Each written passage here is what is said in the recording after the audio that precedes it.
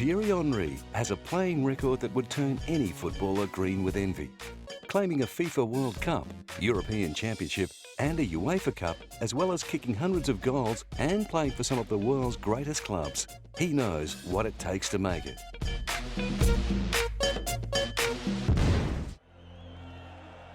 FIFA World Cup winner and 4 times Premier League top scorer, Thierry Henry has terrified opposing defenders for more than a decade. His brilliant career has seen him don the stripes of some of the most famous clubs in Europe, leading them to countless trophies and titles. He was born in Les Ulis, a tough and heavily populated district of Paris that offered him few childhood comforts. Despite, or perhaps because of the lack of important facilities in the neighbourhood, Thierry turned to football. In the mid-1980s, when he was just 7 years old, his display of potential prompted Claude Chazelle to draft him to the local club, CO Les Ulis. In 1989, he joined US Palaiseau, but left the year after when his father had a falling out with the club. This led to his move to ES Viry-Châtillon, where he was spotted by Monaco scout Arnold Catalano in 1990. Catalano was so impressed with Thierry's ball skills, he was recruited without a trial. After completing a course at the elite Clairefontaine Academy, he eventually joined Monaco's youth team in 1992.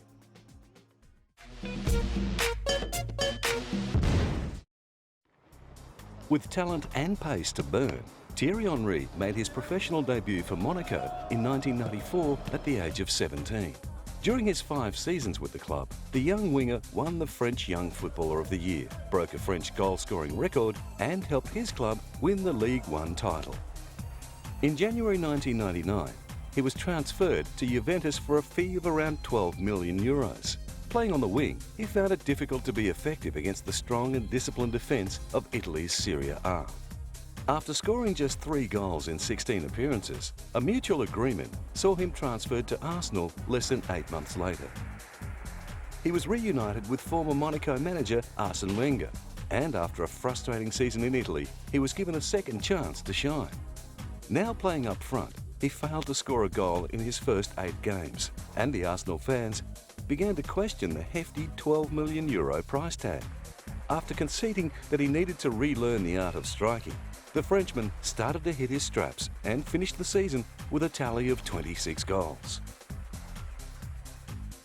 Thierry's boot went on to lead the Gunners to the kind of glory they hadn't seen since the early 1990s. Having come so close to the Premier League title, as well as the UEFA Cup in his first season at Highbury, he made sure of Arsenal's success in the years that followed. His repeated tallies of 30 goals a season no doubt helped Arsenal secure the Premier League title in 2001-2002 and again in 2003-2004. I think everyone will remember that in the year 2003 and 2004 a team stayed unbeaten, and the team in question was Arsenal. Thank you. Aside from helping them to the 2 EPL titles, Thierry also played a dominant role in improving Arsenal's trophy haul in other competitions. In 2001-2002, they pulled off the double by winning the FA Cup, which they won again in 2002-2003 and 2004-2005. Throughout their winning streak, however, there was one title which continued to elude them, the UEFA Champions League. No, just, since the beginning I wanted to win that competition, and obviously it is a fact. That's, the big thing missing on my CV and also Arsenal's CV. After finishing runners-up in the UEFA Champions League in 2000, Thierry had another chance to claim the crown against Barcelona in 2006. I think that playing the Champions League is always something special anyway. The fact that it's in France is great for me and for all the French. For Ronaldinho, it can also be special because he used to play in Paris. In the final, Arsenal got off to the perfect start, scoring the first goal. However, 2 late second-half goals to Barcelona brought his UEFA Cup dreams crashing. The following season saw the striker battling against constant injury troubles. There is no risk, basically, for his health or his medical problems. Just a risk that it gets a bit worse after the game again and that you start from scratch again. Playing injured for the majority of the season, he still managed to score 10 goals from 17 appearances. Well, of course, who would not need a world-class player to win a very important football match? But in February 2007, the Premier League's top scorer was sidelined for 3 months with groin and stomach injuries. In June, it was announced that he would be transferred to FC Barcelona. His surprise move to Spain was welcomed with huge cheers and applause by the Barcelona fans that believed he was well worth the €24 million transfer fee. It was reported that Thierry had signed a 4-year, €6.8 million per season deal with the Spanish club. Allowed to keep the lucky number 14 he'd worn at Arsenal, he hadn't harmed his chances of snagging that elusive UEFA Cup by joining one of the world's most successful clubs. I'm really pleased to be here. It's been a long chasing, if I can say, but I'm finally here and happy to be here, and can't wait to go out there and show what I can do to the fans and also to all the people who had a lot of confidence in me for coming here. So that's what I'm going to try to do in the next year coming, and hopefully I can be a great asset for the team. He scored his first goal for Barca against Lyon in September 2007, and his first hat-trick only 10 days later. He helped Barcelona to win 5 separate titles, including the La Liga and the Copa del Rey, but there was no doubt that winning the 2008-2009 UEFA Champions League meant the most to the Frenchman. After spending most of his career at Arsenal, Thierry Henry proved that he still had a lot to give by kicking 26 goals for Barcelona in 2008-2009.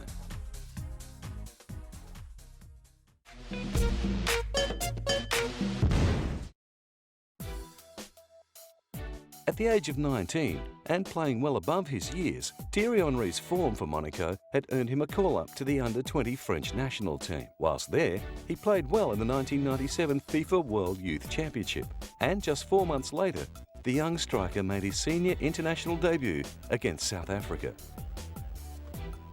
Hitting red-hot form at the right time, then French coach Aimé Jacquet was so impressed with his playing, he was included in France's 1998 World Cup squad. Entering the tournament as a relative unknown, he continued to impress on the international stage. France were also playing above expectations and found themselves in the final against the much-fancied Brazil, after both teams got through the tournament undefeated. And in one of the great World Cup final upsets, France beat Brazil 3-0 with Zinedine Zidane scoring twice. Thierry, who finished the tournament as France's leading goal scorer with 3, missed out on playing in the final, but only just. Scheduled to go on as a substitute, a sending-off forced France to make a defensive change instead. In recognition of his World Cup achievements, he was made a Chevalier of the Légion d'Honneur, France's highest honour. On the evening of the victory, head coach Jacquet announced he would be quitting his position as head of the national team. Roger Lemaire, who assisted Jacquet during the World Cup victory, would take over as head coach. Lemaire enjoyed major success 2 years later, guiding France to victory in the Euro 2000 in Belgium and the Netherlands. France had made the final with a narrow win against Portugal after Zinedine Zidane converted a penalty kick in extra time. They then went on to defeat Italy in the final 2-1.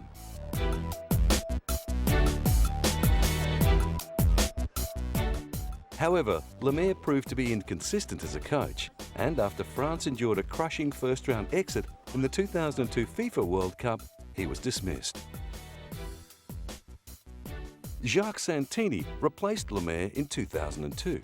Santini was the former head coach of Ligue 1 side Lyon, who had just taken out the French Championship. That win augured well for his new job. Unfortunately, however, the 2002 FIFA World Cup was a disaster. Not only were France eliminated in the first round, they finished bottom of their group, failing to score a goal for the entire tournament and securing only 1 point in a goalless draw against Uruguay. I'm really disappointed. I thought that we would make it into the next stage. Well, that's life. It will be the next time. Then, one cannot win twice in a row.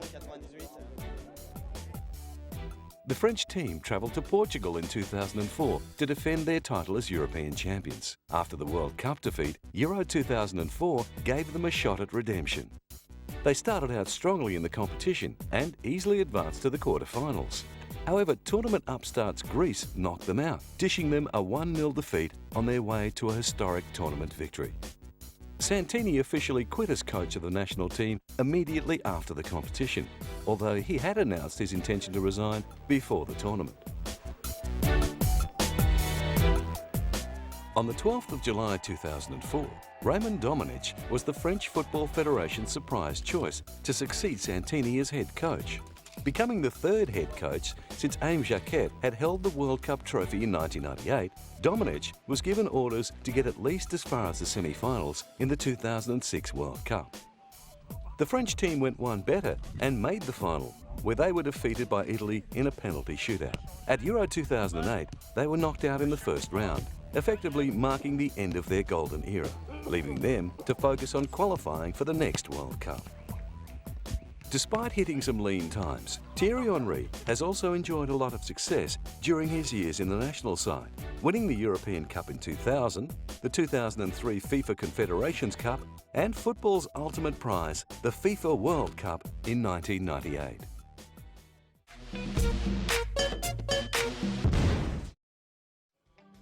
With his football career blossoming at Arsenal, Thierry married English model Nicole Mary on the 5th of July 2003.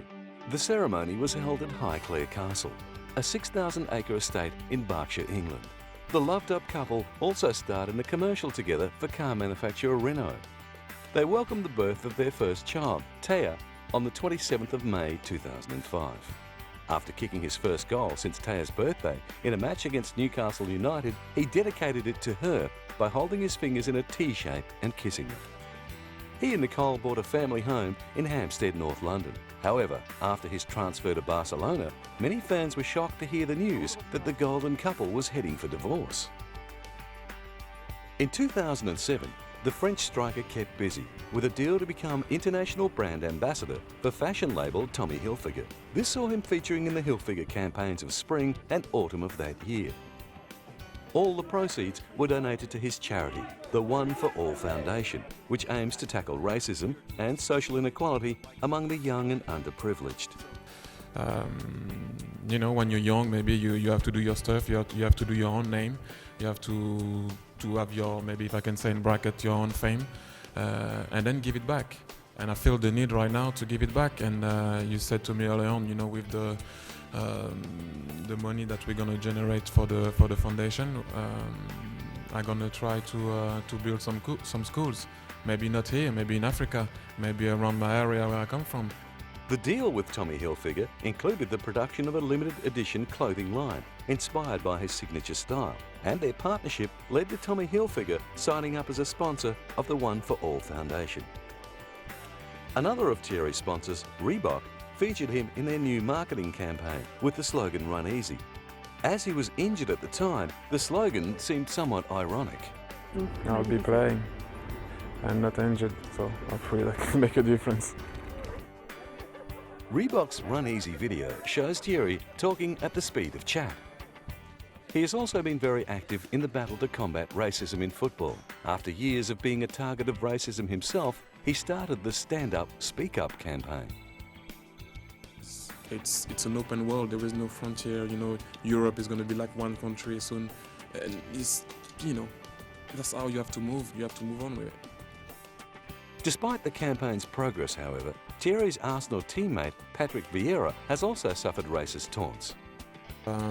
Sometimes to talk about someone that I with Patrick or with Ashley, sometimes I was just amazed, you know, that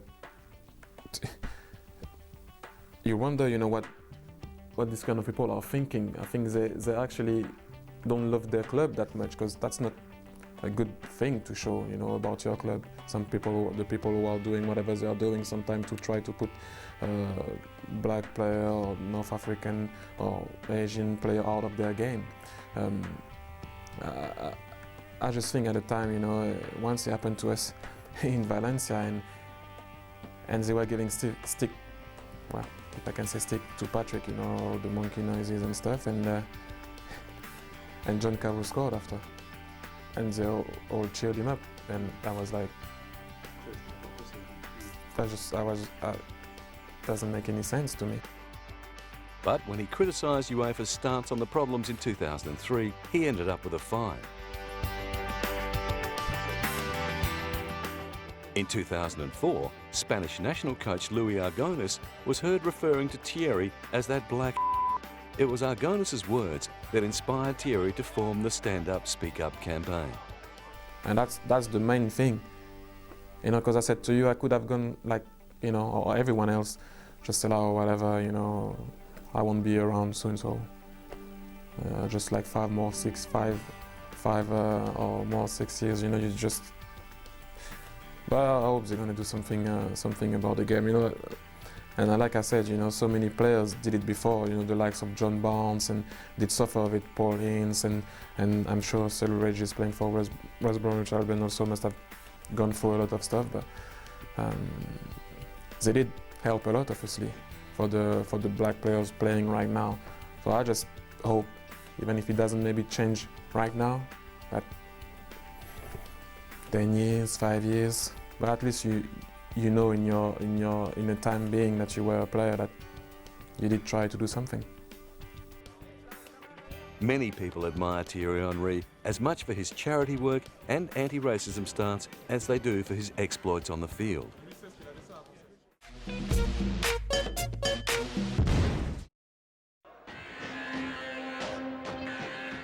Over the course of his illustrious career, Thierry Henry has admired and been admired by scores of other top-flight players. For many years, he's been a fan of the playing skills of Italian star Fabio Cannavaro. After starting his career in 1992 for his childhood team Napoli, Cannavaro went on to become one of the most decorated defenders in the world. In 2006, he became the first defender to win the FIFA World Player of the Year award, as well as the oldest recipient. He's also the most capped player in Italy, playing 130 times for his country. The 36-year-old, who made his name with his fierce defensive and tackling skills, plays for Serie A club Juventus. Lionel Messi is a teammate of Thierry's at the Liga club Barcelona. Since arriving at Barcelona, he has taken the youngster under his wing. For me, Leo Messi is the best player in the world right now. We could talk about Leo the entire news conference, but I think Leo's a phenomenon.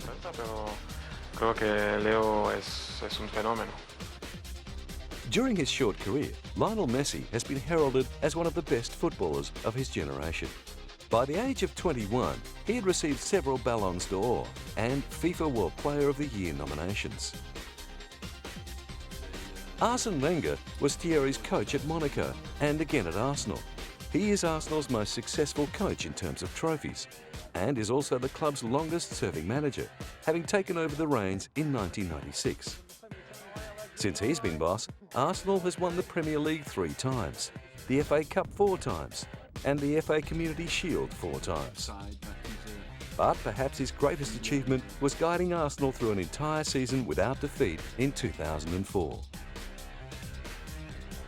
Thierry's former national teammate Zinedine Zidane is an idol to millions, widely regarded as one of the game's all-time greats. Zidane has won countless individual honours. He's been named FIFA World Player of the Year 3 times and was also awarded European Footballer of the Year in 1998. The attacking midfielder played an integral part in France's 1998 World Cup and Euro 2000 triumphs.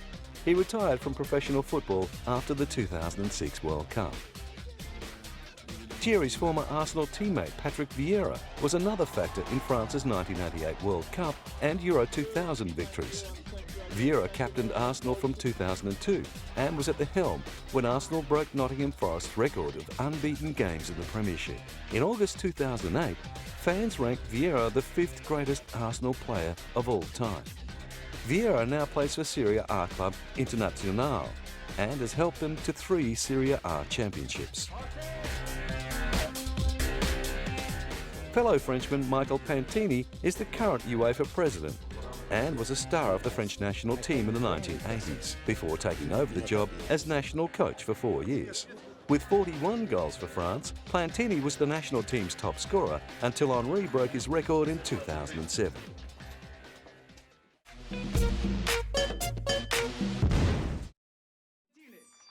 With superb playing skills and poster boy looks to match, Thierry Henry is a dream come true for marketing managers all over the world.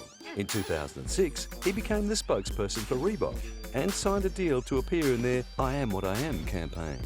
President and Chief Executive of Reebok, Paul Harrington, felt that the French striker's global appeal would make him the perfect new face of the brand in Europe. His charity work and public stance on racism made him the ideal candidate for their I Am What I Am campaign. The role as Reebok's spokesperson not only required Thierry's services in television campaigns, he was also contracted to host a number of sponsored football clinics. He enjoyed working with young up-and-comers to improve their passing, dribbling, tackling, and got to share some of his vast football knowledge. The young participants were clearly thrilled to be learning priceless skills from one of the game's greats. Another of his sponsors, Gillette, had him appearing alongside Roger Federer and Tiger Woods in their Champions program. The ad claimed that the three were the best known, most widely respected and successful athletes competing today. You know, it's just for me an honor to be here, really. I mean, on the same stage as Roger and Tiger, for me it's a privilege. The campaign was Gillette's biggest ever sports marketing initiative. Over the course of his career, Thierry Henry has also been sponsored by Renault, the makers of the famous Va Va Voom advertisements, and Pepsi, who created the Dare for More campaign, which saw him starring alongside David Beckham and Ronaldinho. On the football field, he is reportedly paid an impressive €7.5 million per season for Barcelona. Teammate Zlatan Ibrahimovic earns €9.5 million, while young superstar Lionel Messi is the highest paid Barca star at €12 million. When it comes to trophies, Thierry has won a multitude of individual honours, including the Barclays Player of the Month on 4 separate occasions. He has also won the Premier League's top scorer 4 times, and in 2006 he made the FIFA World Cup All-Star team. However, one of his greatest honours would have to be his induction to the English Football Hall of Fame in 2008, joining football legends like George Best, Eric Cantona and Sir Bobby Charlton. As well as being voted into the Premier League season's Overseas Team of the Decade in 2004, he was also awarded the honour of being named in Pelé's top 125 greatest living footballers. Unbelievable for me to be in that list, and obviously when you saw that Pelé has chosen, the 100 guys to be in it, it's like, more than unbelievable for me, because even to be sitting here by the side of Pelé is like a dream for me. That's the kind of thing that doesn't happen every day. Over the space of his professional career, Thierry Henry has claimed over 40 individual honours, leaving him with a trophy cabinet full of treasure. Almost half of those accolades were earned in an incredible 2003-2004 season, the best of his amazing career so far. From his humble beginnings in the back streets of Les Ulis, he has grown into one of the greatest strikers in the modern era. He's won almost every team trophy going at club and international level, and now has his eyes on winning football's ultimate prize for a second time in a 2010 FIFA World Cup.